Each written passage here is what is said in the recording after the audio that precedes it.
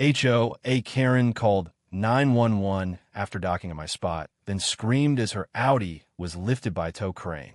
Have you ever had someone call the cops on you for standing on your own dock? Because that's exactly what happened the morning HOA Karen came roaring into my life like a $90,000 speedboat without a license. I'm Devin Moore.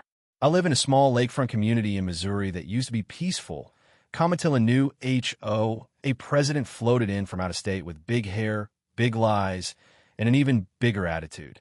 Karen P. Clarkson. Now, Karen didn't live on the water. That was part of the problem. Her house was 3 streets away, buried behind a wrought iron gate she had installed herself and charged the HOA for. But she wanted lake access in badly. So badly that she started pushing a new shared use ordinance through the HOA board, declaring that all docks should be communal for administrative purposes. That's when I knew I was in for trouble. See, I inherited this dock from my dad. It's clearly marked, paid up, permitted by the county. It even has my family name engraved on the support beam. And while I've let neighbors use it with permission birthday parties, paddleboard mornings, quiet fishing trips, I never had anyone try to just claim it. Until Karen.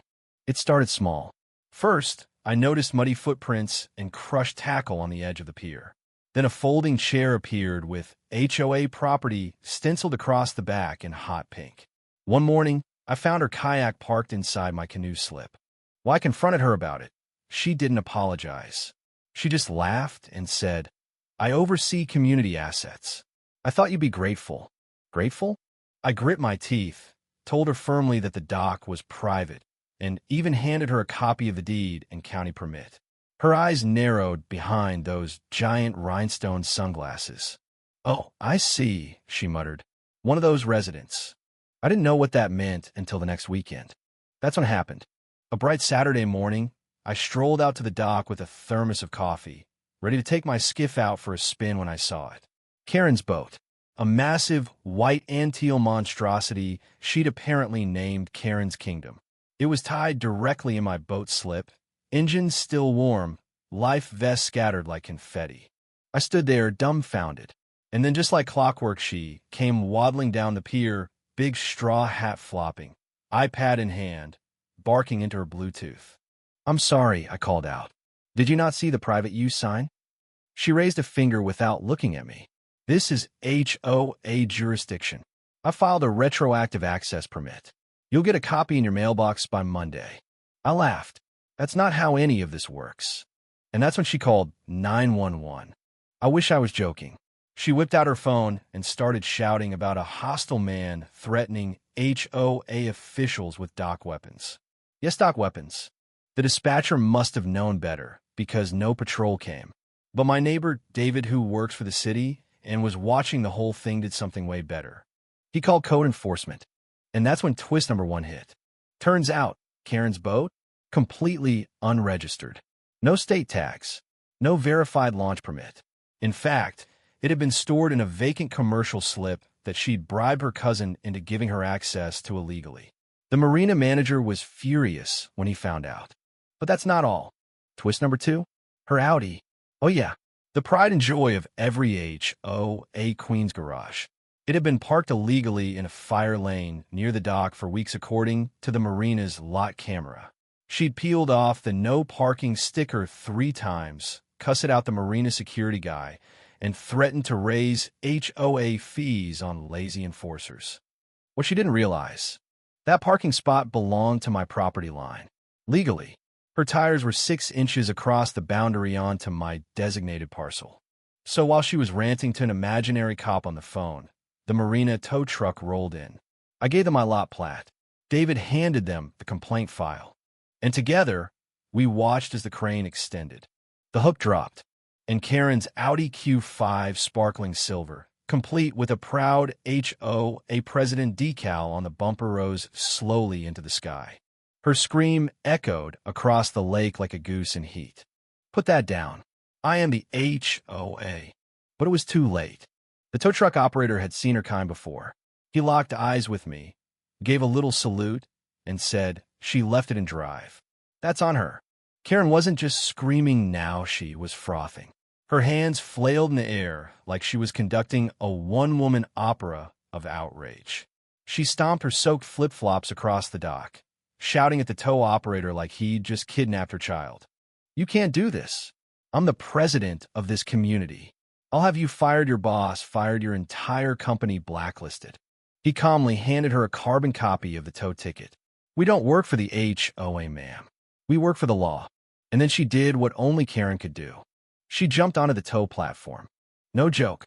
Her leopard print cover-up flapped behind her like a furious cape as she hoisted herself up and latched onto the front grille of her Audi, legs dangling, screaming, "You can't take her. This is my land." That was when 2 city officers finally arrived. Not because of her 911 call, but because code enforcement had requested backup after confirming she'd filed falsified boat permits under the name of a non-existent HOA department. And the moment they asked for ID, Karen flipped. No, I don't understand. I am the department. I'm the authority here." The officer looked from Karen to the dangling Audi, then back at the clipboard. "Ma'am," he said gently, "you're trespassing on private property. You parked illegally in a fire lane. You falsified documents. And you're now interfering with an active tow." Karen's jaw dropped. "You're charging me?" "Yes, ma'am. And your vehicle is being impounded for investigation."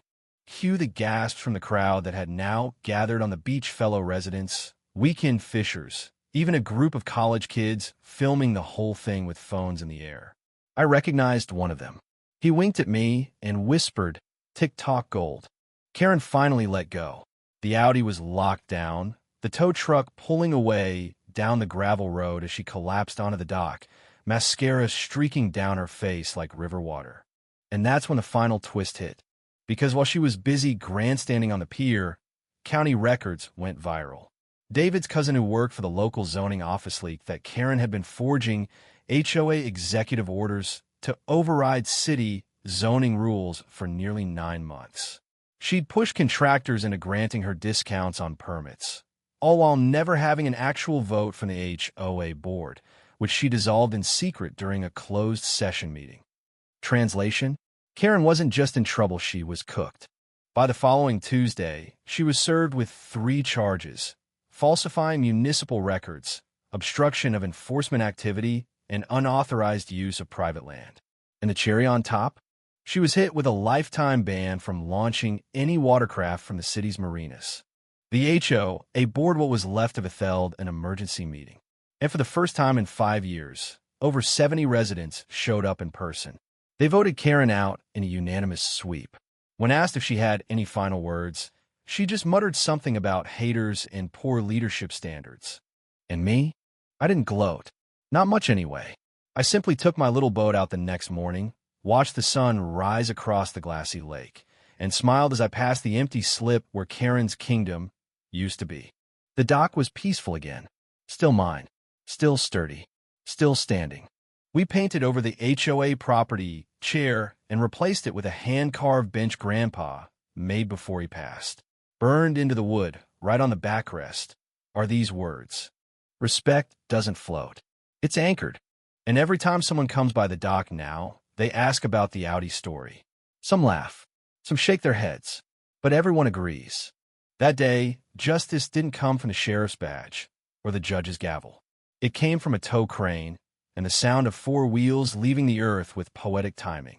So now I ask you, was Karen the victim of unfair revenge, or did the lake finally answer back?